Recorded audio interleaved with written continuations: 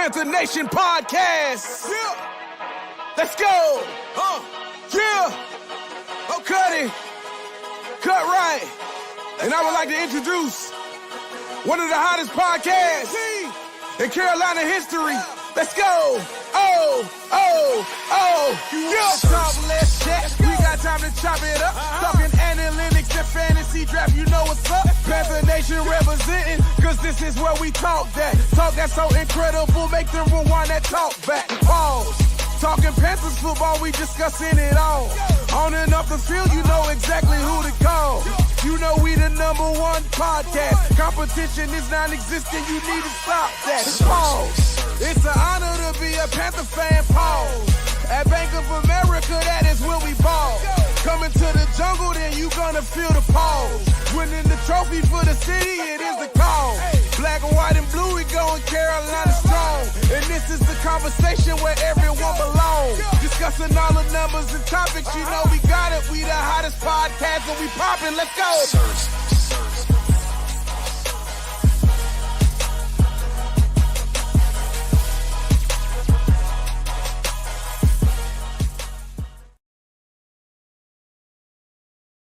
QueenCityPodcastNetwork.com.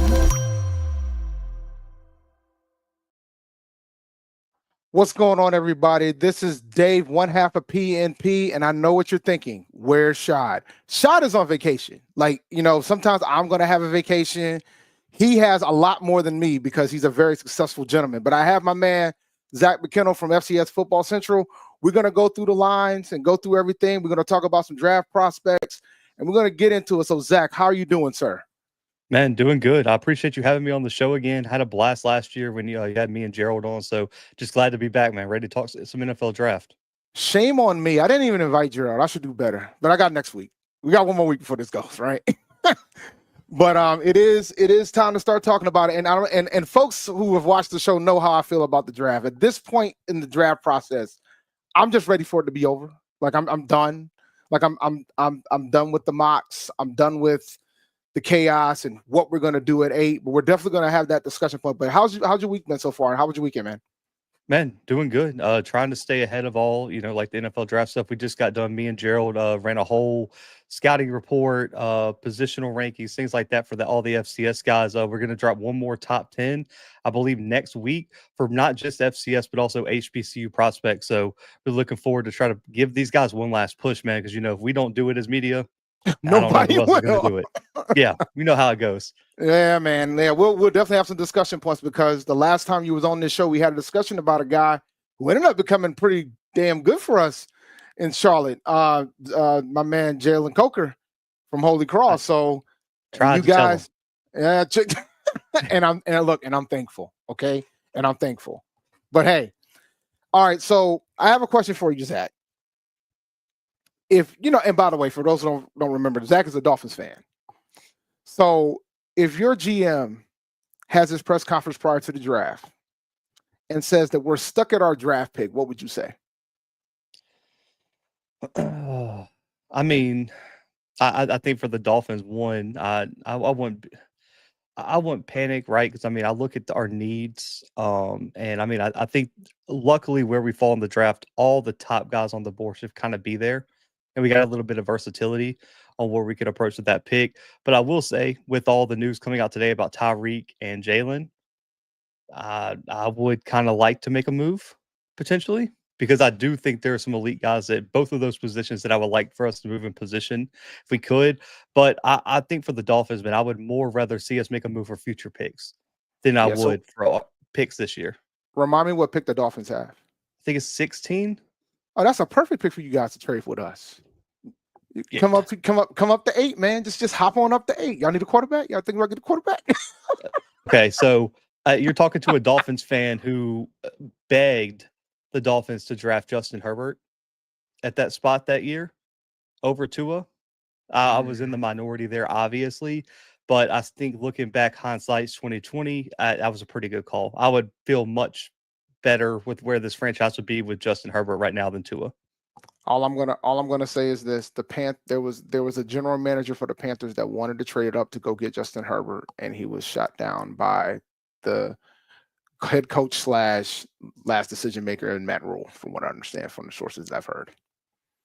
So this is brutal. I mean, like, luckily though, like we ended up getting Derek Brown, so I'm not, I ain't complaining, but I'm and as an Auburn alum, shout out to y'all for drafting Derek Brown that high, man. That was, I mean, as in terms of a college prospect, man, like Derek Brown was just unbelievable coming out of Auburn. But luckily for the Dolphins, right, our biggest need is probably interior offensive line, and I think all the best interior guys should still be on the board at 16. Yeah. And then if we don't go there, right, you D-line and safety, maybe even corner now with the Ramsey talk, there should still be some really good prospects on the board. I think this D-line class is going to be crazy. Yeah. So speaking of that, so I asked you that question is because our general manager pretty much said he was stuck at 8 today at his press conference. And with him saying that, he pretty much told everybody, we want to get out of this pick. Right. And with the news of Derek Carr having the shoulder injury and might potentially be out for the year, that changes the Saints' perspective on what they do at 9 potentially, which means that if you really want a quarterback, you probably have to come trade with us. But another thing he said during that press conference, I know you probably haven't watched it, Zach, was that he hasn't gotten more phone calls since the news of the Derek Carr injury, because now the Saints is definitely in the line to potentially draft a quarterback at 9. So right now we're sitting here at 8. I think they're probably wishing for somebody to fall to us. Probably Mason Graham, if I had to guess, right? And I think the reality is setting in that's probably not going to happen. And I think they'll take Jalen Walker at 8 if he's there. They can't get out the pick, but I don't see. But I think they're trying their damnness to get out of 8. They're pretty much said that they're trying to get out of 8. Yeah, I mean the problem is, one, I think if the Saints move up, they're going to try to go probably in the top 3. Yeah, I don't. If they really try to make a move, like, because what's moving up one spot? When I'm talking about, like, if there's like a team that's like sitting at like the Steelers, for example, and I know folks don't want to hear that. I don't think the Steelers, because especially now Pittsburgh would be interesting, but it sounds kind of like, at least the recent buzz is that they're going to go get someone for at least a year. Rodgers. Yeah, so I don't because that's, if you go sign Rodgers, you're not probably giving up as much as you need to get all the way up to 8. That's a lot. Like, the Panthers aren't just going to move that pick for nothing.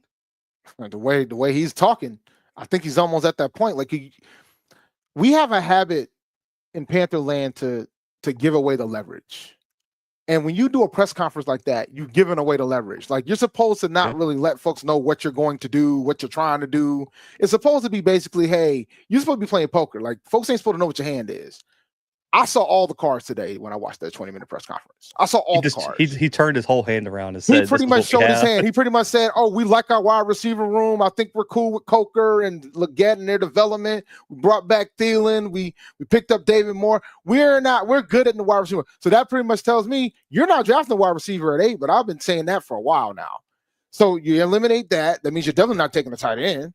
So now you down to you said that Walker's more of an outside linebacker for you, which that's a whole different discussion. But I don't know how I feel about them thinking him as just an outside linebacker versus being a hybrid guy. But that's a whole different. I know there was like a mock draft recently. It was on one of the Panthers sites. I know where, like, I think Seattle traded up. Yeah, that's possible. I need something. Yeah, I think my boy one of my guys did it. One of the other Panther podcasters did it. He traded up. He traded back from Seattle and still got a pretty good player. Is that your call? Like, would you rather see them trade back than take someone at 8? I think I would, because I think we have so many holes, man. Like, we had the worst defense in NFL history. We gave up more points than any other team's ever done in NFL history. Now, granted, there's an extra game, but still, right? And we did not fire the defensive coordinator. The general manager made the decision to keep him, and he owned up to the fact that he didn't give them the proper personnel. So now you pretty much are saying, all right, we got to get you the right tools to make sure that we know that you know what the hell you're doing. So that means you're going to do that in the draft. You're going to do that in the free agency, which they've done. And then we'll go from there. But I think a lot of the fan base was not happy that Evero returned. Like, a lot of folks were not happy about that because they felt like their defense was terrible. But the defense was terrible because he didn't have talent. That's fair. He didn't have the talent. Like there's a lot of folks on that roster. Like, we had a lot of injuries, and then on top of that, we didn't have that much depth. It was bad. Like, Derek Brown was out for the year. Shaq Thompson was out for the year. There was a lot our main guys were out, and then on top of that, we already was having some challenges. Like we were playing Clowney pretty much full time, which at this point in his career, he's more of a situational guy. Yeah. The problem is though, like y'all's biggest need edge rusher. It would be best to trade back because the edge class is so deep that you don't need to reach on a guy at 8. Now, defensive tackle might be a little bit different. I don't know if that position is as deep. I think there's like a large gap between Mason Graham and everybody else. Like, that's why and that's why I think the attitude is if Graham somehow falls to us at 8, no brainer. Got to take him. Run the card in, right? But then at that point, if you can't get out of 8, then you're probably going to take Walker from Georgia. You're going to take Jalen Walker from Georgia at 8 at that point. I don't see them taking anybody else outside of that. I mean, we did the ESPN analytic odds, and they had us taking like a lot of players after Walker. Walker was the highest odds, but then after that, it was like there was an offensive lineman, it was Gentry, which was wild. I don't think we'll take a running back that high. I hope not. Tet was on the list. I've seen that. Was on the list, which just when I said take this out at this point. I'm more concerned about Shedeur falling like past in the 20s at this point if he doesn't go in the top 10. I think if he falls past the Saints, it's going to be a long wait. Yep. If he falls, that's going to be the problem. Yep. So I'm looking at the chat. Aaron Rodgers is never going to retire, man, because as long as somebody's going to pay that man $40 million, he's never going to retire. Because you know what it's going to be. A lot of people don't think Walker's worth the 8th pick, but I think at that point in the draft, you ain't got much of a choice. Like, who do you take at 8 otherwise? Like, I don't know. I mean, I guess it would depend on who it. Because corner is not. Is corner a big need? I mean, maybe. Oh yeah, we could use it at the corner. I mean, maybe one of the corners that's sitting there, but I don't know. I mean, yeah, like the Malachi Starks kid, maybe. Oh, I missed it. Oh, I'm getting yelled at because I'm missing money. Hold on a second. Shout out to Acast for the super chat. I know this may be off topic, but before we get into this prospects, what do you guys think of Travis Hunter's latest comments about retiring if he isn't allowed to play both ways full time? I'll let you tackle this first. I got my thoughts. Not surprised, and I think wherever he goes, they're going to at least give him a shot. I don't think you want to. Yeah, I don't think he's going to go anywhere if they're not going to let him play both ways. But here's the big thing for me about Travis Hunter. I think if he wants to play both ways, let him. I just feel like he's doing that paying half price. Because if you're going to be playing 2 positions full time, you should get paid as somebody that's playing 2 positions full time. And I don't think he's going to get that in the NFL. No. Like, there's no way. And especially with his rookie deal, that's not going to happen. They're going to classify you as a wide receiver or corner. Pick which one's going to make you the most money. And then when it's time for your contract to get renewed, if you actually was able to pull this off, then he might have the largest contract in NFL history at that point because he's playing 2 full-time position. I just don't see him just stepping away from football. Like, it sounds like a weird threat. You definitely can call his bluff, like Swaggy P said in the chat. Like, I call his bluff on that, but I will say, he's not going to be able to play both ways full time. I still don't believe it, man. I think he's going to try though, and I would love to see it. He's going to try, but I don't think it's sustainable for an entire career. You're going to cut your career in half because there's no way you could play a full-time corner and then go play every single snap on offense. It's just impossible, especially at the NFL level. Well, he did it at Colorado, man. But I know college and NFL are different. And I'm more concerned about the hits a little bit different in the NFL, man. You talking about, like, I know we're getting to the point of college sports where it's grown men playing, but they're grown men playing in the NFL, right? And he's not like this physical specimen where like he can't get hurt. No. And you're talking about he has been hurt. He's gotten hurt.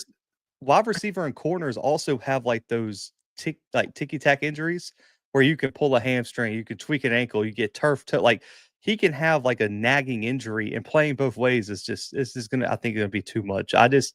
For me, you know how I feel about it because we've talked about it. I still think he's a better wide receiver than he is corner, but the longevity in terms of paying for a corner is better. So I do think he's going to lean corner, but I still think his potential in the NFL is higher as a wide receiver with maybe a nickel package or something like that, where you can put him in certain 3rd down and longs or something like that and just let him go hunt the ball. It's simple for me, man. Do you like taking hits or not? If you don't like taking hits, then you be a corner. Yeah. if you don't like taking hits, be a corner, and you'll make more money if you become a shutdown corner. Now, I do agree with you. We both agree regarding that he's a better wide receiver than a cornerback. Yeah. But it's going to be fascinating, man. It's a matter of whether he's going to be a Brown or a Giant at this point. Like, I don't think he's getting past 3. I don't either. He's too special of a talent. When's the last time we saw a player of his caliber in the draft? Yeah, it's one thing. Like, it's one thing to play both ways once you get into the league and then you decide I'm going to play 2 different positions. And it's another thing, like what Deion Sanders did for a period of time in his career. And it's another thing when you've been doing it this whole way and that's like the trait. And then you're paying both positions at such an elite level. It's impressive, man. It's just impressive. Yeah. Never seen something like this. What would be a fair contract for him? That like you said, like what? He should make double. Like if he's seriously trying to play full time, he should make double. But he's probably going to get the typical rookie deal, and he'll decide which position is going to give him the most money because he'll probably at worst he'll be the 3rd pick of the draft. Yeah, but it'll be fascinating to see how that pans out. I'm wondering if he goes to Cleveland, that'll be fascinating. And where they would put him. That'll be a fascinating one. They kind of need both. So like the problem is like that if there's a place where he wants to play both, there it is. Giants. Cleveland might let him just to sell tickets too. I'll be honest. Like Cleveland might be the one spot they let him because I don't see like when you look at some of the other teams at the top of the draft, they have like a clear need. Yep. One or the other. So I think Cleveland might be the place they let him. And also I don't think Cleveland is competing for anything anytime soon. And if they view him as a wide receiver, better for him because that's where he should be. Yep, I completely agree. But he's gonna want to play corner, man. I think he's gonna want to play corner. So you let him do what he wants to do. I mean, besides, look, you're gonna get him at a discount if he's playing both. Yeah, you're gonna get him at a discount. The problem, the reason I think he goes full-time corner, even though I think he's better full-time as a wide receiver, it's way easier to scheme him into the game plan as a part-time wide receiver than it is to scheme him into the game plan as a part-time corner. You can't scheme somebody in as a half-time corner. Yeah, I completely agree. And what Adam said is legit, man. We got to get the likes up. We got over 300 people watching the show on YouTube and Twitter and everything. So y'all need to get the likes up there. All right, man. Let's now, I mean, overall, man, Morgan, he put his cards out there and I'm not happy about it. Because I know how next Thursday is gonna be. Because I have a feeling we're not gonna be able to trade out the pick. And that sucks. Because I think we need to trade out the pick. I really do. We need to trade out the pick. We need more. We need so many pieces, particularly on the defensive side of the ball, that I think we need to trade out a pick. And I'm fine with Walker at 8, but because I think Walker's gonna be a locker room guy too, which would be big for us. We kind of need that right now, so I wouldn't be mad at that.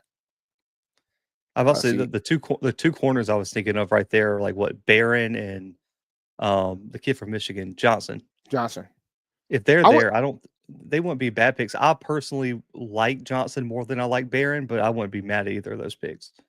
Yeah, no, I wouldn't be mad if they took Johnson at 8. I think the fan base would be furious if we take an offensive lineman at 8, because another thing that was mentioned was that they were taking their time with the 5th-year option for Icky. We have until May 2nd to exercise his 5th-year option from the draft. And he made the comment saying he's taking his time, which makes it fascinating. Like, that might be the only piece of this poker game where he actually didn't show all of his cards, right? The fact that you said, we're taking our time with the 5th-year option of our supposed to be franchise left tackle is interesting, to say the least, right? Yeah, that feels like something you want to get done sooner rather than later. Yes. So that tells me that depending on how this falls, if they could take an offensive lineman at 8, and the fan base would lose their mind. I don't even know who I would like there. Like, I'm not as high on the kid from Missouri as a lot of people. Yeah, I can't remember. I butchered his last name, so I'm not even touching it. Yeah, Armand. But yeah. Like the only one I could maybe see is Banks from Texas. Like that would be the only one where I'd be like, I can maybe see it. But if you're gonna do something like that, you got to be confident that this guy's gonna be able to play left tackle. and be your Yeah. next guy. Because that pretty much, if you make a decision like that, that pretty much says that Icky's no longer your future. Yeah, no. That means you're not going to be willing to pay him. Because like if you're going to go tackle, I'd rather trade down and get someone like Connerly from Oregon or the kid from Minnesota. I would butcher his name too. I think it's like Irsay, something like that. Like trade down and get somebody, or take someone in the later rounds, because there's some guys with high upsides that have got second, third, fourth round grades on them that you could possibly bring in to compete. Yeah, it's fat. Like, I think if we trade down, all bets are off. It could be anything. People might get their wish on getting that wide receiver early. It could be anybody if we trade out of 8. Yeah, I mean, it's a cheaper 5th year, but I mean, the cheapest thing is to extend them. That's what you want to do. But I mean, the first step is to exercise the 5th year so you can extend them and get the extension done. It's better to get it done now than later. It's going to get more expensive otherwise. Where do you feel like y'all's biggest need on the offensive line are? Do you feel like it's interior? I'm a believer that we got to always keep the interior beefy, only because of Bryce Young. Like, the last thing you want is somebody coming up the middle for you, for him. So and the problem is, like, all the interior guys are like mid first round, late first round, early second grade. So you can't take anyone at 8. But then the kicker is that Taylor Moton is like in his mid 30s. So you probably need to go start thinking about replacing him at right tackle, right? So I could see them go anywhere. Like, they've already did a pretty good job fixing the interior in free agency when they picked up Hunt from you guys. So it's Robert Hunt. I think that's Robert Hunt. Yeah. So I think we're good there. So I wouldn't be shocked if we went O-line early. Like, I wouldn't be shocked if we decide in the second round to take an offensive lineman, to be honest with you. Because it sounds like they're figuring out they want to fix the trenches. But I think the focus is going to be on the defense because how bad it was. But it's going to be interesting, man. Like, y'all's second round pick would be the one for O-line. Yeah, for me. I mean, because there's going to be so many good guys right there, especially if a few guys fall, right? Like, if Booker doesn't go in the first round, if Zabel doesn't go in the first round, if the kid from Boston College slips through, like, there's going to be some really, really good pieces sitting there early in the second. Now it's going to be fascinating what they do in the second round after the first. Like, I think all bets. I think they'll be in pure BPA mode after the first round pick. Like, I think wide receivers an option, even though I'm not the biggest fan of it. We need a safety. We need a safety bad, man. Like, we got so many holes on the defensive side of the ball. Like, I know everybody wants to get weapons for Bryce, and that's cute and all, but we really got to fix our trenches, and we really got to fix our defense. Like, safeties are so hard to evaluate in this class, though, because I've seen some go super high, and then I've seen some mock drafts where, like, safeties, like, don't even go in the first round. Safeties is, if you do, because, like, you have Starks. Some people are fine with taking them at 8, and I'm like, I can't see that. I don't know, man. Yeah, I don't know. That's why I think it's more imperative we trade back and get some more picks. Like, we need them. We need them bad. So it'll be fascinating to see how that goes. But let's get into some of the draft talk, man, because for those who don't know, because you haven't been here that long, Zach is like, he's like the FCS Bible. He watches FCS football front to back, knows all the conferences. One of the rare folks who also covers the HBCU conference. A lot of folks say they do FCS, but they don't really go into the SWAC and the MEAC.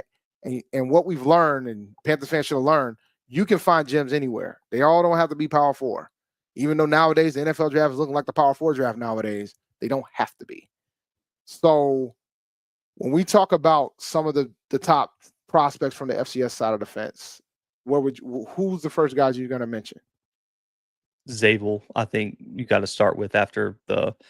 I just think he had arguably one of the best all-star circuits that I've seen for an FCS prospect in a long time, man. Because I mean, he came in kind of like day 3-ish guy when you like leaving the season. And then all of a sudden, you had the Senior Bowl, you had the Combine, you had all this talk, and now you're talking about a guy who's in the first round of every single mock draft that you see. And I think it's because, I mean, Dave, you know this, at the FCS level, you have a lot of guys who play tackle, knowing they have to move inside in the NFL, and there's no film on them playing inside. The thing with Zabel is he actually has multiple seasons of film at guard. So therefore, it's on tape, right? And you know he's got to move inside, and you know you can play him anywhere. And he's a guy, Dave, you could play at center, guard, and tackle. And that type of versatility, there's a lot of teams that are going to take that. Yeah, and playing in North Dakota State, they have a habit of getting guys early. So, God, how early you think he could go? I think the trend probably starts about the Bengals pick. What's that, like 17-ish, 18-ish? You think he'll go in the first? Yeah, Zabel's going to go first round, in my opinion. That's I big, think man. he's going to go mid to late first, and if he doesn't, he's going to be one of the first picks on day 2. Man, I would love to see it because that would be big. I would love to see it. Huge for the FCS. And I mean, you're talking like right now, I think on ESPN, he's the 2nd ranked interior offensive lineman. Some places got him the number 1. I'll say this, like I really do think in terms of moving him inside, the reason that he's going to be so good inside, Dave, is his weakness was speed off the edge. Well, if when you move him inside, there's no speed off the edge anymore. And he's so aggressive as a run blocker and so athletic being a tackle. He works to the second level so well. He's really good off a double team. And coming from North Dakota State, the fundamentals are going to be on point. It's not a guy that's going to take a whole lot of development. He's a guy that could start year 1, Dave. Like you could put him at either guard spot or center, and he could start this year. When I watch North Dakota State, man, they're a freaking machine, man. It's not fair. The Them in South development Dakota unbelievable. State. Yeah, it's not fair. They call them the FBS program and FCS closed them, and they're probably not going to ever go FBS at this rate. But never know. God, yeah, I mean, you got to give them credit though, man. Because you looked. So, Dave, when you go back to that 2021 national championship team, if Cam Miller and Zabel are drafted, that entire offense, quarterback all the way down to the last offensive lineman, every single one of them are playing in the pros right now. And Cam Ward's about to go 1 overall, man. That's kind of wild. Cam Ward's going 1 overall, and then Shador is going to go top 10 maybe, and then you got Travis. Yeah, it's an FCS. Three guys that started in the FCS, and then Scadabo's going to get drafted. Tootin's going to get drafted. You got a lot of guys from the FCS that are going to be high picks because Scadabo and Tootin are probably going to go somewhere in early day 2. Yeah, they're day 2. They're day 2 guys. And a fun fact about Tootin, he's been in A&T a couple times since Gibbs has been the coach. No surprise there. Yeah, he's made a few visits there. I will say y'all need edge rusher. If y'all don't get him in the first round, you know this because I mean you've listened to the show. David Walker is the guy I will stand on the table for and scream for. It's a guy that he's a guy that has the production. He has the motor. He's a locker room guy on top of that too. And Dave, I don't care what anyone says like about his height. He has the exact same frame as Dwight Freeney. He has the exact same frame as, who else do you want? Who's like an Elvis Dumerville? Yeah. That shorter, stocky, well-built defensive end that uses his leverage. It can go get the quarterback. And I don't care what you say. If you put up over 100 tackles for loss and double-digit sacks every year at Central Arkansas, like that's a guy who deserves a shot. And he showed out at the Senior Bowl. Had 2 sacks in that game too, got to Milrow, and also on top of that, moved inside the D tackle in certain nickel and speed rush downs and beat double teams on the inside to get to the quarterback. So he can do it all. And I think David Walker is going to be a guy you see go day 2, maybe early day 3 if he slips a little bit. That could be an instant contributor. Yeah, I believe we got a decent chunk of day 2 picks. So it's gonna be interesting with David Walker, man. I'm curious to see where he ends up. He definitely can fit in a 3-4 scheme. The question is whether or not he fit what Evero wants to do. Yeah, he's a good one. Oh man. My biggest concern with Dan Morgan as a GM is that he's P4 heavy, man. Like I don't think he's willing to take that type of risk in the draft. He's willing to take that type of risk outside the draft on draft the free agents, but I don't think he's willing to take that type of risk in the draft. But define top talent, man. Define top talent. Like that's how I feel about it. Define top talent. Because there's cats that comes and gets drafted out of the P4 and they don't pan out to do anything. But Walker was beating a lot of that top P4 talent on film and at the Senior Bowl, because I want to say they play like Oklahoma State on that Schedule 2 was dominating Arkansas State. Like I don't think, like at the end of the day, you can take top people and wide receiver. I mean, that's a whole different story because I think there's only probably one FCS guy wide receiver that anybody's willing to take, and that's Efton. He's probably a day 3 guy, and I don't know if y'all need a slot guy. He's not a guy who can go play outside. He's going to be a slot guy, so I don't think that fits what the Panthers need. Thielen ain't gonna play forever. And funny enough, Chisholm might be like the perfect Thielen replacement. Yeah, because we had his comp to like KJ Osborne for the Vikings. Yeah, a smaller guy, good wide receiver 3-4. I mean, he's a guy who has that like Cooper Kupp level production. Came out of the same program, and you know that if you can go to Eastern Washington to get some wide receivers. There's a reason why Kendrick Bourne came out of there. Cooper Kupp, Chisholm's coming out. Like that program develops wide receivers at a really high level. But that would be if like the Panthers wanted to take someone day 3, come in, compete for a roster spot, and sit behind Thielen, learn, potentially be a special teams guy because he is a pretty good punt returner and has some experience being a kick returner as well. We could use one. We just re-signed Raheem Blackshear, and we know why we re-signed her to pretty much be special teams primarily. So we'll see. I think Jalen can play outside, man. I don't know about y'all. I think Jalen can play outside. Jalen can play outside, but I know you guys ain't ready to admit that yet because you guys want Tet so bad that y'all are willing to shoot down all the decent good receivers you got on the roster. Would you be mad if y'all drafted Ted at 8? Yeah, I'll be furious. I would be furious, but I would understand it. But I wouldn't be happy about it because I know what because if we don't fix our defense, the fan base is going to be complaining because that's what's been killing us more than anything else. Like last year, Bryce Young pretty much had to play perfect for us to win because how bad the defense was. Like I know folks are going to get out Leggett for dropping passes, but you got to give that man time to develop. That's a fixable thing. He was getting open. Drop passes are fixable. So you got to give him time to try to fix that. But if we decide to draft Tet, that means you're pretty much reducing opportunity for the folks that you're trying to develop. Like I think we could use Tet, absolutely. But I don't know if we can use Tet more than fixing our pass rush. We need to fix that. I think protecting Bryce is actually having a defense that can actually stop somebody. That's a good way to protect your quarterback. Ask Jalen Hurts about that. Ask Jalen Hurts. Like, you can ask him about that. And that's why big reason why he's a Super Bowl champion is because Patrick Mahomes couldn't do anything. The reason why Patrick Mahomes couldn't do anything is because they were getting dominated up front. I know there's more than one round, but everybody keeps talking about Tet. I can't get Tet in the 3rd round, guys. Everybody keeps bringing up Tet. And that's why we're talking about these FCS prospects, because there is more than one round. So what about go ahead. Talk to me about Robert McDaniel, man. For Jackson, man, because he's probably one HBCU guy that might get drafted. So, yeah, I think there's 2 this year. I think it's him, and then it's Vincent would be the other guy. But the one thing with Rob, man, is like he's so versatile, right? He can play both safety spots. He can step into a nickel. He can play an in the box kind of linebacker role, like you see Marquise Bell play for the Cowboys. Mm-hmm. And on top of that too, you can use him in certain run blitz situations. He can set the edge even as a safety. That's a really, really good tackler. And he showed his athleticism at the HBCU combine and things like that. And the other thing too is you can get him late. This isn't like a guy that the Panthers are going to have to reach and take in like a day 2, area.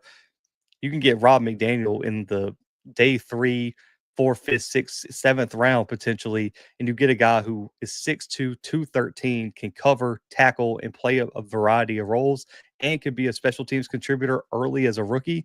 Because I think people get confused. Like we're not saying these 4, 5, 6, 7th round guys are going to come in and be instant impact guys, but this is a guy that could develop into something and make a roster. And if you spend a 6th round pick on a guy who makes the roster, he can contribute on special teams and eventually develop into something, that's an A+ pick in the 6th round.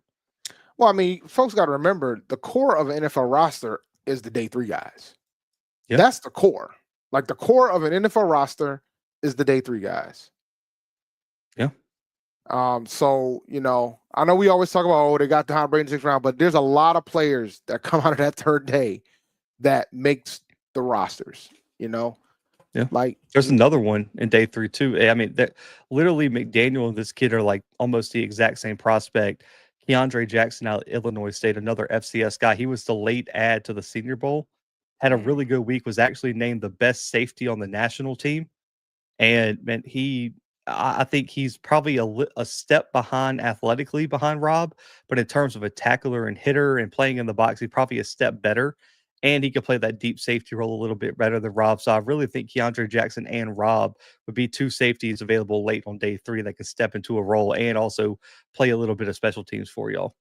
It's a little realistic too, because we have the need at the safety position. So if we don't grab a guy early at the safety spot, then that's somebody we definitely can get in day 3. I know a lot of folks won't be thrilled about it because, we tend to have a habit in Pantherland, like, once we get past the first 2 days, the third day, you're like, why did we take this pick? But those are guys that could potentially contribute right away. But you just got to have some level of patience and develop. But we don't have any patience. We don't have a winning season since 2017. We ain't got no patience, my brother. We just don't. We just don't. We're past the patient juice. So. Oh, I was confused on Everyday Gamer's comment. I thought he was talking about David Walker, but I guess he's talking about Jalen Walker. Yeah, he doesn't. He wants us to take Tet. He is team Tet. We did not have a good defense throughout the majority throughout the 2020s. Teddy Bridgewater had one of the worst defenses in the league. We just had one of the worst defenses in NFL history last year. Our defense probably was top 10 maybe once or twice this entire decade so far. So I don't know where you get that from. But yeah, and I think the wide receiver position is pretty deep outside the first round. So if we really want to get a weapon, we can get a guy. Like, we don't have to get one at 8. But I know a lot of folks don't want Jalen Walker, but unless we trade out, I think that's what the pick is, guys. When we do our predictions on Tuesday, I'm going to give you a spoiler. That's what I'm going to say. Because if we stay at 8, we're going to take Walker. I don't see any other scenario other than that. Like, there's some reporters are trying to tell me otherwise, but you gotta tell me what I don't know. I've heard. So I talked to a wide receiver coach at the NFL level for another team, not the Panthers, but man, they are super high on Matthew Golden out of Texas. Mm-hmm. There's a legitimate debate on who's the number one guy. Like, Steve Smith Sr. thinks that it's Golden. Yeah, like this wide receiver coach I talked to said that like he thinks it's Golden by like leaps and bounds. It is not even close. Really? Yeah, and he also said the kid from Ohio State, was it Amika, said that like that kid's probably better. Like, I think he had Ted as like the 3rd or 4th guy. Wow. Don't tell the Panthers that. Don't tell Panther Nation that, man, because now I can understand Golden being 1. Y'all gonna kill Steve Smith about Mingo, man, but he also called Cooper Kupp right. He called Jalen Coker right. Like, y'all gonna kill him about Mingo, but Mingo was also in a bad spot. But hey, we got a good draft pick for Mingo. Dallas gonna love him. I don't think they're gonna love him, but I love him because we got more value than I thought we could get for the guy. I love him. Yeah, and Steve Smith also did say he was a 2 to 3 year project. It just didn't work out. All the coaching changes. We got a 4th round pick for the guy. There's just so much talent at wide receiver, though. You can probably take 2 wide receivers on day 2 or early day 3 and have more. Because you got Burden, you got Royals from Utah State. Yeah. I like Noel too. You got the other kid from Iowa State, Higgins, who came from Eastern Kentucky, transferred up. You got the Lane kid from Virginia Tech. You got the kid from Stanford. Yep. Now there's options, man. I ain't too worried about it. I mean,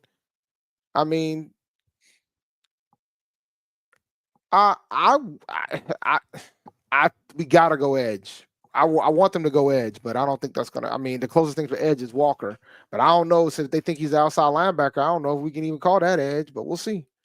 I just don't think we should be out here going offense at 8 as atrocious as our defense was. I just don't. I just don't. Like, that's hard to convince me that. I just cannot stomach it. And I don't think Ted's going to be good in this league. I think he will. I just, as a fan, I can't stomach us taking another offensive guy right now at 8. I don't have a problem taking one later, but just not at 8. Please, for the love of God.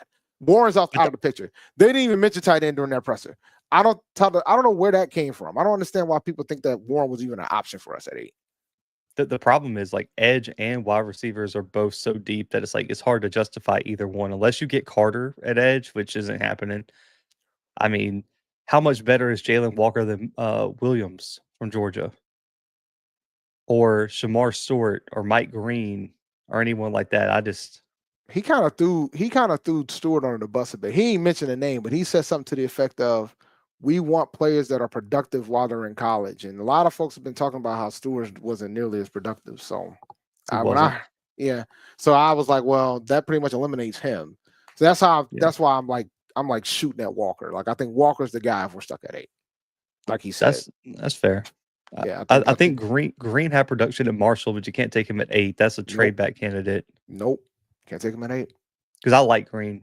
Because I was down at the Senior Bowl and like, man, he just pops in person. The kid is just he's great. And I agree with Matt in the comments. Donovan from Boston College, kid is legit. That'd be a guy to look at in terms of second round. Okay. Now let me see. I don't think they'll take Princely though. Not that high. Not that high, man. You can't take Princely at 8. That's a trade back candidate. Not at 8. That's not even a trade back candidate. That's like a third round candidate. Third? Oh, I thought he was going in the second. I mean, there's second to third. I mean, I think he's ranked the 15th best edge rusher. Oh, yeah. Wow. But it's gonna be fascinating, man. This whole like I said, man, we're at the home stretch of this thing. So how many HBCU prospects you think is gonna get drafted in this one? You thinking maybe 2 or 1? I'm thinking it's probably gonna be 1, but I think it's 1 to 2. I think Vincent's probably a lock, and maybe McDaniel. Maybe McDaniel. I think the only way you get above that is if someone falls in love with the linebacker out of South Carolina State, Aaron Smith. Oh, Aaron Smith. Yeah. That's the only other person I think really has a shot. So I would bet if I had to put money on it, I would say 1 to 2. I just don't like. For me, I haven't liked Smith as much as other people have in the space, and so maybe they're just kind of hyping it up because they want. Obviously, me and you would love if 3 were drafted, but just realistically, he has so many holes in his game, and I think the linebacker class being like it is, it's going to be really tough for him to slot in. Yeah, that's going to be a tough one, and I think the South Carolina State reputation might help him. Yeah, I think that's probably going to help him more than anything else if he does get drafted because of the history of those guys getting players into the NFL. But yeah, I think Vincent is for sure. Yeah, McDaniel. I think McDaniel like 75-25 for me on McDaniel right now. And then I think the only way I see Smith getting drafted is if someone just says, "I don't want to bid for him as a UDFA. We're going to take him with our last pick." Yeah. Because at that point when you're talking in the 7th round, at that point you're just bidding. Like you're just trying to get the guy that you really want. It's a lot of times the 7th round is cheaper than the preferred undrafted free agent. Yep, that's why y'all should have drafted Jalen Coker, but we'll let y'all slide. We didn't draft him. We picked him up. Then he made the 53. Then we cut him, and then we brought him back, put him on a P squad. So it worked out. And now and Bryce Young loves him. I tell you. So that's my guy, man. He's been killing it, man. I was just glad to see him get a shot, and I knew if he got a shot, man, he would capitalize on it. Yeah, Shai got to do an in-person interview with him a few months ago. So that was pretty dope too. I couldn't fly down for it, unfortunately, but they got to do an in-person interview with a cool guy, really nice guy, great family, really cool dude, very down to earth. Now, Marcus, I don't know UFL like that to be out here asking me them questions. I have no idea. Everybody who doesn't get drafted. I have no idea if there's anybody available in that regard. Well, we've drafted XFL players before, so we did do that. So someone's going to pick up that kicker from the UFL, the one that hit like the 260-yarders this past weekend. We need to do that. I think he hit 260-yarders and like a 50-yarder. Something like that. Yeah, and one of them was like a 64-yarder or something like that. Like the dude would have broke the NFL record. Yeah, we need to go get him. We need a kicker bad. He's already just counting his money. He's gonna finish out the season, and someone's gonna sign him. We need a kicker bad. We need to sign him now. Why draft? Just sign him now. Just bring him in. Yeah. Let me see here. I'm trying to see if there's any other crazy comments that you guys have been saying in this chat because y'all been wilding today, man. Y'all. But I don't, man. I don't keep track of kickers like that anymore. I know Panero ain't on the roster no more, right? I don't think Panero's on there anymore. But we do need a kicker. I know they talked about that too. We do need a kicker. But so how many FCS players you think gonna get drafted, man? Like we've been sitting around 10 to 15 over the past couple of years. So how many do you think we're gonna get drafted this round? That's the exact range, 10 to 15, especially because we also are counting guys who only played 1 year at the FBS level.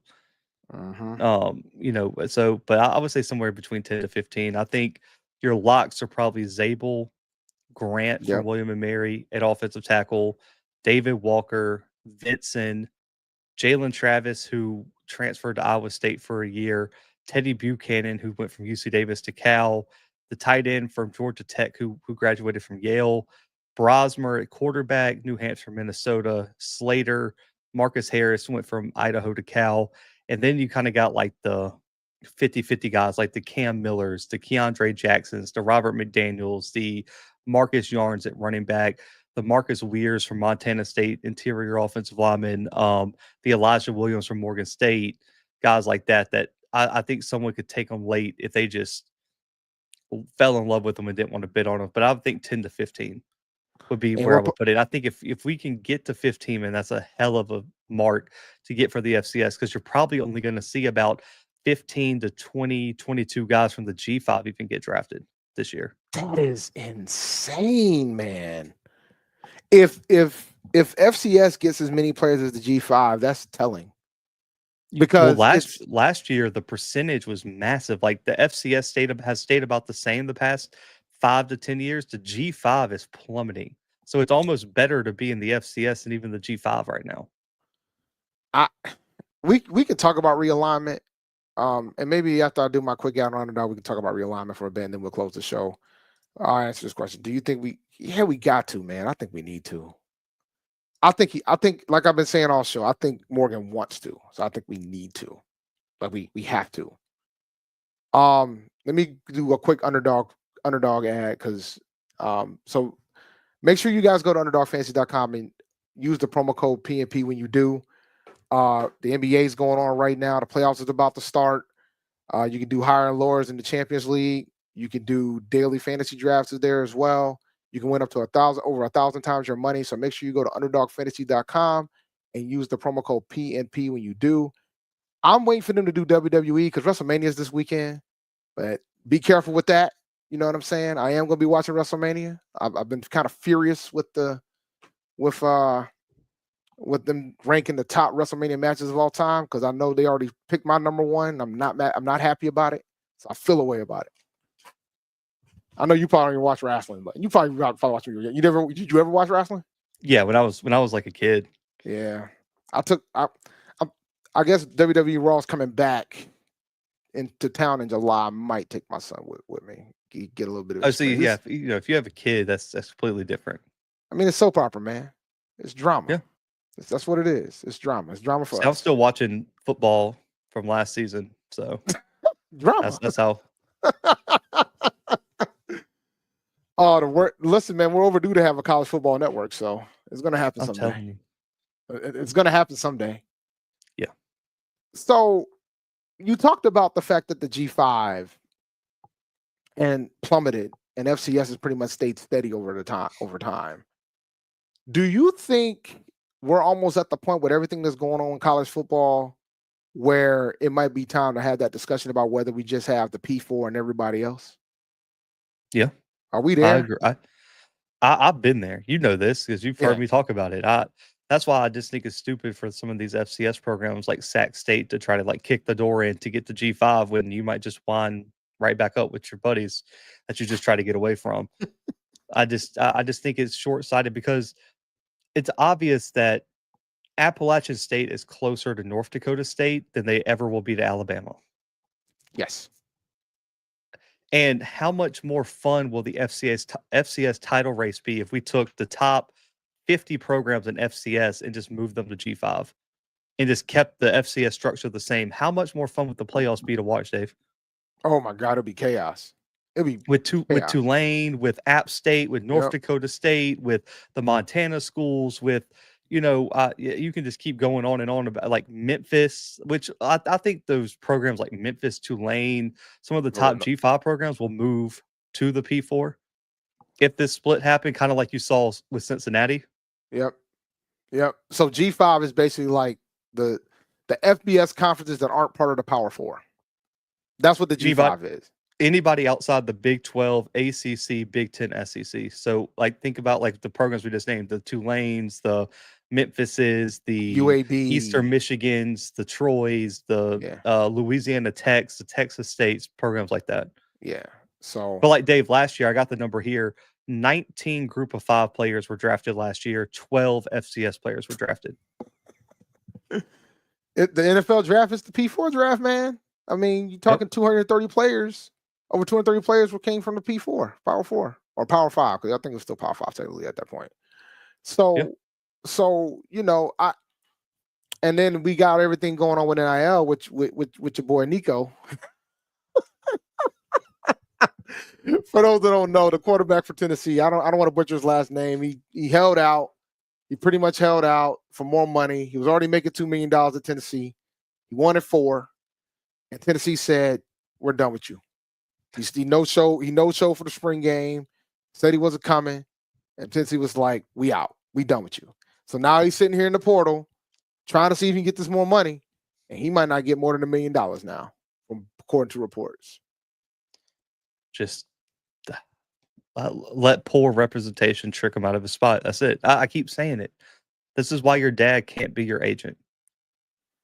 Yeah. This is why you got to get away from the family members and the street agents and get a real agent, because, bro, if it, like, and also too, and like I said on the show earlier today, NFL contracts are public. NIL deals should be public in college, so we know where the market is. And I think what happened is he heard all these rumored NIL deals, thought he was worth more. And listen, I'll say this, like as like a college football guy, I don't blame Nico, because the NCAA was the one that messed up the system. But at the end of the day, man, like, you gave up $2 million in this pursuit for $4 million, and you had every right to do it, but it was still a bad decision, because now you don't have now you're not making $2 million. Now you're not marketable to any other companies because you're not signed to a team. And now all these teams, you lost all your leverage once you got cut, because now the teams are going to be like, yeah, well, we're not going to sign you till you bring that number down, and you're eventually going to have to sign, or you're just not going to play. Or he could just live off his $2 million and see how far that takes him. That's an option too. Yeah. Like, I don't know how long that's going to last you, but because I'm at the point of this where there's a lot of players that are making a lot of money. Well, I don't know if there's a lot of players making a lot of money yet, but there's a decent chunk of players that are making a lot of money, and they might not ever slip the NFL. Like, I think, and you could say, and I know we're talking about football, you could definitely say the thing for the NBA. There are players that are playing in college basketball right now that are making an exorbitant amount of money that will not even be considered drafted in the NBA. Yeah. Like, so for them, this is their last stand, so to speak. This is their payday. Like, this is we're going to go as much as we can and go from there. But I do agree that you got to have, like, shout out to Bomani Jones. He made a valid point. He basically said, there's not enough good agents in the NFL. Yep. And there's less players in the NFL. So now we're in this college football landscape where everybody has an agent. So if there's not a good enough agent in the NFL, what makes you think there's good enough agents in college sports? There's not. There isn't. So people are going to be making mistakes. You're going to have folks getting bad advice like Nico did. Yep. And that just happened to be his pops. I mean, and you heard that he was threatening to sit out the playoff game. I heard it wasn't just him either. Yeah, it was multiple players on the team, and at that point, and like Tennessee, like, their hand was forced, right? You have to cut a player who's sitting out. But then now you ask the question, right? Which goes back to why these players got to have contracts, and I know there's some folks that aren't for it. If you're gonna have a postseason, that's got to be in the deal at this point. Like, you gotta, like, it's gotta be in the compensation for these players, because you're gonna, like, this, like, I'm amazed that the reports just came out, right? Like, that should have been something that happened a week up. But sometimes stories get buried. Yeah. For good reason. I mean, it was the inaugural year of the college football playoff with the 12 teams. So sometimes stories get buried. But, it'll be interesting. Yeah. Shout out to Shannon Bass for the super chat. this is a bit off topic, but considering how much the QB position continues to escalate financially, would it be wise to go ahead and sign Bryce to a long-term deal if he continues to play well this year? Of course, but I mean, the going rate for a starting quarterback in the NFL is $40 million. Like, that's the going rate. 40 million is like probably the low end too, guys. Like that's the going rate. That's what they're making. So, and I know that's going to be kind of a tough pill to swallow, but at the same time, you kind of want to hold off as long as possible because you want to keep his cap as low as possible for the run. Like, we're running out of time when it comes to the run because this is the time where you pay the other folks and get to the postseason and try to do the damage. Like, the reason why I worked for Jalen Hurts and the run that he had, and Mahomes too, before he signed that crazy deal, was because he was being successful while he was on the rookie deal. So our clock is ticking there, and we're almost out of time. So you want to keep him on the rookie deal as long as possible.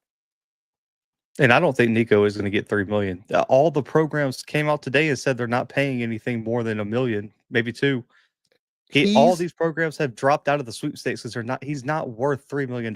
Like, everyone can keep saying he is, but he's not. It's bigger than that. Yep. It's example time. That's what it is too. Because you have to set an example so somebody else don't jump off the cliff again. That's why Tennessee had to cut him. Because if you pay him, it's a wrap. Every single player is not showing up to the spring game until you give him more money. You can't set that precedent. Had to cut him. I don't care how good he is. I don't care if it was Travis Hunter or Shador. You have to cut a player like that. Yeah, you have to. No, I agree. Now, I mean, they had no choice. They had to do it. And it's wild because everybody's paying attention now because it's football. But I'm gonna tell y'all something, man. It's happening. It's happening everywhere, man. It's happening everywhere. Even the sports you don't even think about. These kids are getting some dough. So, like, I think the landscape is what it's gonna be at this point, right? Like, I think schools are gonna have to make decisions on where they want to go. But I think paying players is gonna be here to stay, and I don't think we should be expecting somebody to save us. Congress ain't coming to save this. They're not coming to fix this. They can't even get a budget passed. They're not coming to fix this. And also, it's like the worst political time in like American history right now. So like they probably got bigger things to focus on outside of college football, and that's a whole nother conversation. Yeah, they got other things to worry about. But even if this wasn't crazy right now, right? They ain't touching this. Like they're not touching this. So I know a lot of folks are hoping that Congress swoop in. Even that my HBCU folks, they're hoping. I'm like, y'all need to listen, man. Y'all, this is not one of those moments you need to keep up alive. You guys need to figure something else out on your own. Like, I think to pull up the bootstraps, this fits the bill right here, and that's what everybody's doing. That's why it's the Wild Wild West. Yep. Because if you don't, somebody else is going to put a structure that's not going to help you anyway. Yeah, and they're going to have to figure something out because it's unsustainable in this current era of college football, and also too, the money's going to run out eventually. Yeah. Because the schools aren't paying the players right now. So the money is coming from the fan. The fan's going to get really sick and tired of this stuff. No, you can cuss here, man. It's fine. No, I wasn't sure, but I mean, and I'm with Steven. Like, it's all about who has the leverage. But as soon as Tennessee cut him, he lost all his leverage. Mm-hmm. That's why you don't leave a job before you have another one lined up. That's the wild part for me. He lost his leverage by not having someone who was going to pay him $4 million. He left, and now he has nothing. He has no leverage now. What's his leverage? Yeah, he has none. He said he had leverage if he was still at Tennessee. Hey, man, if they're not going to pay these players, man, there's plenty of spots. A&T's looking for 20 players right now, so you can just come on down to Greensboro, man. We're looking for a lot of players. And if you think players aren't going to go play at the University of Tennessee because they didn't pay Nico, I don't know how much college football you watch, but that's not happening. They're going to go to Tennessee. Yeah, good luck. I bet you Tennessee's better off than Nico in the long run. They're going to be just fine. I'm pretty sure of it. I'm pretty confident. Like, hey, you want to know how I know this, Dave? They have the number one quarterback in the nation out of North Carolina committed right now and signed. They're not concerned. Tennessee's going to be just fine. Yeah. And I think that's what's probably going to neutralize some of this, right? Because there's going to have to be a balancing act on how much you pay these players. There's going to have to be. I think once the cap gets implemented, then that might help a little bit, but it's still not going to but everybody's not Tennessee either, right? Like, everybody's going to have to figure out what's best for their institution. Like, I think there's going to be that moment where there's going to be some schools that are just there to have fun. Like, they're just there to have fun. There to masquerade as a P4 program. That's what They're just there to have fun. They're the Washington Generals. They're the Washington Generals of P4. Like because the reality is there's a lot of like the running joke I always have about now that the Ivy League is now going to do the FCS playoffs is if they ever decided to go in NIL, they would dominate this place. They would run it. They would run it. They would run it. And it won't take them long to do it either because they got money. They got money that none of us could ever dream of. Yep. And I agree. I think there's got to be some sort of collective bargaining agreement eventually. And I think it starts with the House settlement and putting a cap on how much teams can pay players and rev share and everything that's coming down the pipeline. And everyday gaming, I get you. But just because he says his value is worth $4 million does not mean its value is $4 million. Your value is only I think I'm worth $5 million. Yeah, your value is only worth what someone's going to pay you, and he's not right. getting $4 million. He just got told his value went $4 million when Tennessee cut him. He got told his value might not have been worth $2 million. Yeah, and you just saw North Carolina said, no, we're not recruiting you. We're going to go get the kid for South Alabama. Yep. And then you got the quarterback for Ferris State just went to Ole Miss. Ole Miss. Yeah, and then also too, where's he going to transfer? Because you can't transfer inside the SEC. Oh, that rule is still in place. Yes. So Nico cannot go to another SEC program unless he sits for a year. Wow. Well, that might be a good way to neutralize it from an SEC standpoint for them. But I think they're the only conference that do that, if I recall, right? Yes, for right now. But I think if the SEC gets that rule passed, other conferences are going to start adopting it. I wouldn't be surprised if the Big Ten brought that back. Because if the SEC is getting away with it and no one's suing, I'm kind of shocked nobody sued that yet. The problem is it's just the SEC, and you kind of know how that's going to. Like the SEC would be like, yeah, okay, well, why don't you go ahead and get out of here? Yep. That's kind of been the SEC. Yeah, the SEC. Yeah, that's been there forever. That's been that. I'm kind of shocked. Them in the Big Ten is just hard to like rattle because those two conferences run college football. I mean, it's going to turn into the Power 2. And then what is it? And then the ACC and the Big 12 is going to figure out what they're going to do with themselves. So it's going to turn into the Power 2. You got SEC winning basketball championships. It's going to turn into the Power 2. Like it's just a matter of time, you know. And that money's different. That TV deal money, man. That Fox deal with the Big Ten is crazy. Mm-hmm. They're getting millions of dollars a year. Yeah, see, and I think that's the neutralizer for everybody else. If you don't have a big media deal, it's gonna be tough because then you got to put it on the fans. Like we literally just had an alumni meeting at my school to discuss NIL, and we just trying to get to an $850,000 budget for NIL, like $850, just so we can compete in the CAA. Like, FCS schools are just sitting here like, oh, y'all got that much money? Mm-hmm. We're paying guys $10,000. Nah, well, look, we've been in the NIL game for a bit. But most of that money has been on the basketball end, and it hasn't worked out so far because everybody else got more than us. So because you have a lot of schools that don't have football, I learned why Hofstra got rid of their football program when I was touring Hofstra with my daughter. You know why? I think I told you why. Do you know why? What's up? To start their medical school, they dissolved the football program. Difficult decisions, man. They said we're gonna go get these doctors going, and we're gonna just play basketball, soccer, track. We're gonna do all these other sports, but we're not gonna do football no more. God, that's brutal. And this new age of college football, it's gonna be so hard for schools like that to survive. Oh yeah, well I mean, Hofstra ain't broke. Let's be clear. I think it's just more of a matter of where the money goes, right? And I think, and to circle back, a lot of FCS programs, HBCUs, where their money has to go, you're gonna have to start making tough decisions. Yeah. And I think, you know, the meeting was fascinating last week because we had and I know I'm going all off the NFL, and I apologize to the viewers, but they talked about the fact that the students pay for 60% of the athletic budget, 60%, and they kept saying we don't want our students keep paying for this, and they're right. And they tried to increase the student fees, and the board of governors told them no. Because if they would have increased them again, it would have made them the highest in the state. And they told them no. So, you know, trust me, Marcus, they were paying the men's team. If I told you how much they were getting paid, you would be furious. I'll leave it at that. They were paying that team. They paid 2 of the 3 people that were suspended on that basketball team from this season. Yeah, they were paying that team. And but when they got suspended, they didn't win any conference games. Before they got suspended, they didn't win any. They didn't start winning conference games until after they were gone. Yeah. So Dave, I know A&T is tough this year. What are realistic expectations for the Panthers this year? Just for someone who don't really watch NFL. I honestly believe that they have a shot to win the division. And the reason why I believe that is that I feel like offensively, I know how people want wide receiver and all that. I think offensively we made strides. I think Bryce Young turned the corner, and I think he showed a lot. I just think we have to fix our defense. The Bucs have won this division the last 2 years, and part of it is because of how good they are defensively, and part of it because Todd. And it's funny and it's hilarious because I think there's a portion of that Bucs fan base that wants to fire Todd Bowles, but they can't because he keeps winning the division because the division is atrocious. And shout out to the Falcons. Not really. I hate them. But I know some folks on the coaching staff, and you do as well.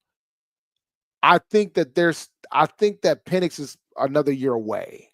I think they have the talent offensively to do something, but I think defensively is going to kill them just like it's been killing us. So I think the Panthers have a legitimate shot to win the division because it's not going to take much to win the division. We're talking 9 wins.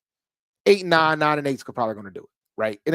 It's not going to be that difficult to do it. And whenever I say that, they think that I'm crazy, but it's going, and yeah, like DJ said, we were in the running to win the division until week 13. Like we were like a game out of first place in the division late into the season, as bad as our record is, because that's what our division is. Like we're not that we only going to send one team to the playoffs. We're not sending nobody else but one team. The North will probably send 3, right? Like the North will probably send 3, the East will probably send 2, and the West will probably send 1. So they could win the division. Like the NFC South is, and depending on what the Saints are going to do, they're not going to be in the running. They might draft a quarterback. They might not have one if they don't draft one. So the Saints ain't going to be in the running. And the Falcons are the Falcons, and the Bucs won it, but I think we can beat those guys. I really do. So I think we can. I think with all the changes, I think we have a shot to win the division, and then they can fire Todd Bowles like they've been trying to do since he's taken over the coach. Have a full rebuild down in Tampa now. Yeah, man, and I'm not mad at it. I'm not mad at it. So, but I think we have a shot to win the division. But if we don't, I'll tell you right now, everyday gaming. Go ahead. If we don't win the division, it won't be because we don't have a wide receiver. I can promise you that. It's gonna be because we can't stop nobody. I promise you that. Because we can't stop nobody, we can't win up front. I promise you that's why. Because that's why we didn't win the division last year. We had the Chiefs by 1 possession. We had the Eagles by 1 possession. We were in these games. The defense failed us. 5 of those games that we lost was because our defense failed us. Point blank period. 6 wins. Come on, Marcus. Have some faith, bro. So you're going what? 9 wins? Is where I'm rolling with 9. We're gonna get 9. By the time we look at the schedule, it'll probably be like 10 or 11. But I'm going with 9. I'm trying to remember what division did we play this year? In what's the Panthers teams? Because I don't remember Panthers opponents for 2025. Remind me, because I don't remember. Oh God, we played the AFC East. I might have the Dolphins, depending on. We played the Dolphins. We got the Dolphins. We got the Dolphins at home, but we got the Patriots on the road. Well, I'll probably go to that game. We got the Patriots and the Jets on the road. We got the Bills and the Dolphins at home, and we got to play Green Bay. We're playing the North, I think, too. I think. No, we're playing. No, we're playing the West. Should be able to beat y'all. Y'all definitely should be able to beat the Jets. They're going to be terrible. Yeah, we'll see. We'll see. If we can beat the Jets, the Patriots have been having our number over the past couple of years, man. But I'm definitely if the weekend fits, if I'm not going to a college football game, I'll probably try to get to that Patriots-Panthers game. I don't like those. Y'all can beat the Jets, but the other ones are going to be tough. Oh, we're not beating Buffalo. Yeah, no, we're not. I think the Patriots are going to be pretty good this year. You think so? Or Drake May was kind of balling toward the end of the year, and they just got to get him some weapons. That would be the thing. Well, they might get lucky and get Travis Hunter. We'll see. No, they won't. Bro, Never get Travis Hunter. could you imagine putting him and Gonzalez together at corner? Yeah, that'd be insane. That'd be kind of nasty. Yeah. I don't want to see that. Not with Ray at the helm now. No, I don't want to see that. Oh, yeah, but we got the West this year. They don't get Hunter. We got the West this year too. Like we got Rams, Cardinals, Seahawks, 49ers. That's 2-2 potential right there. And you would have Stephon Diggs and Travis Hunter at wide receiver if you went the other way. Oh, that is right. He is with the Patriots right now. Yeah. He did go to the Patriots. Oh my goodness, no. No, that is right. That is right. Yeah, no.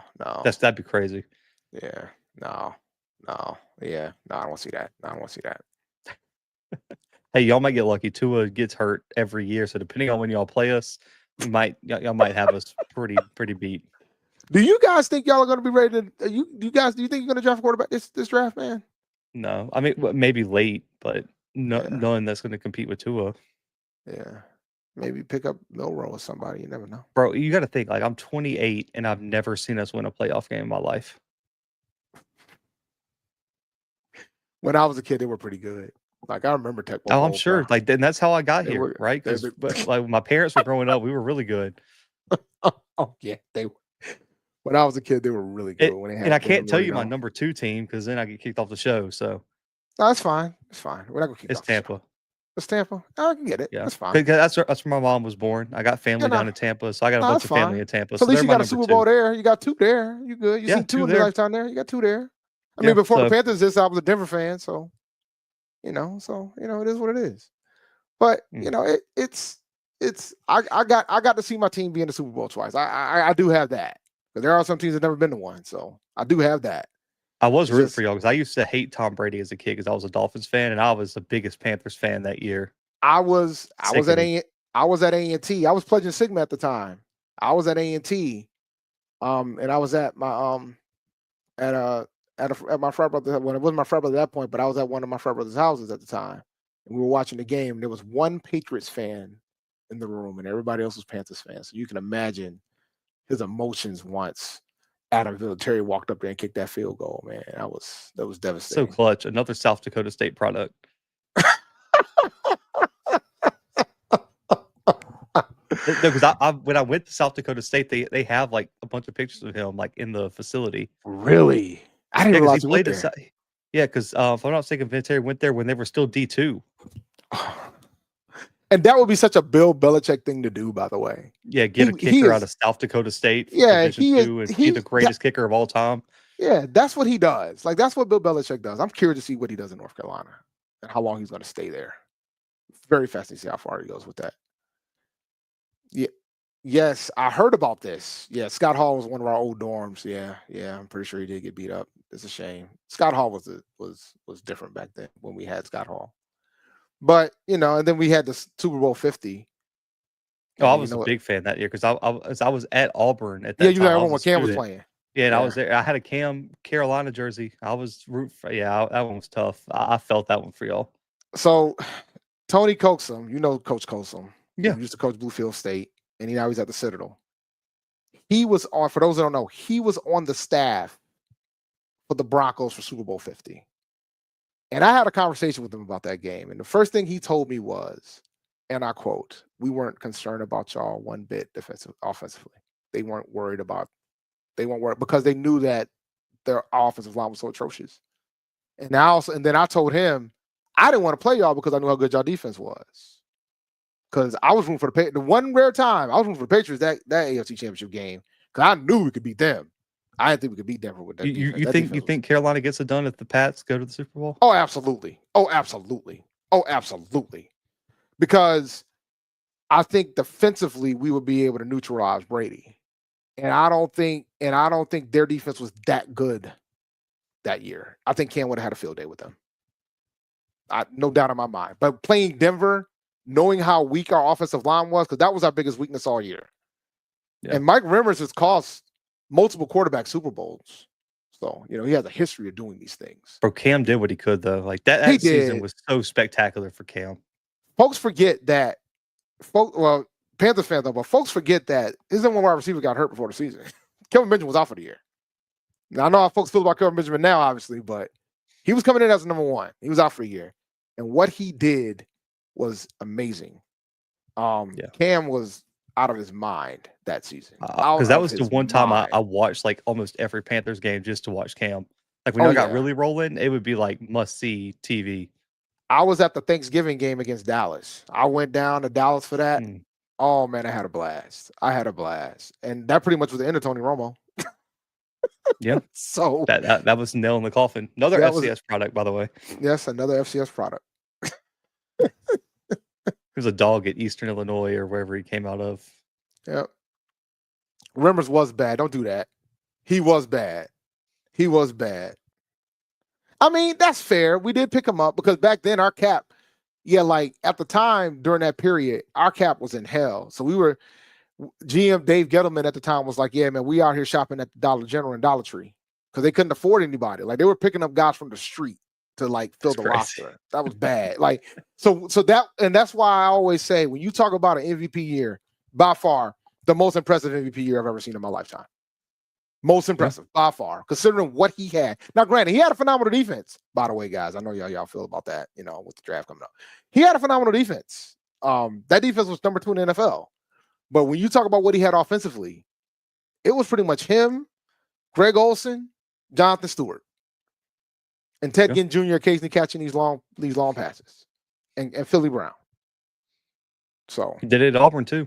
Carried a whole bunch of nobodies to the national championship. Yep, went undefeated.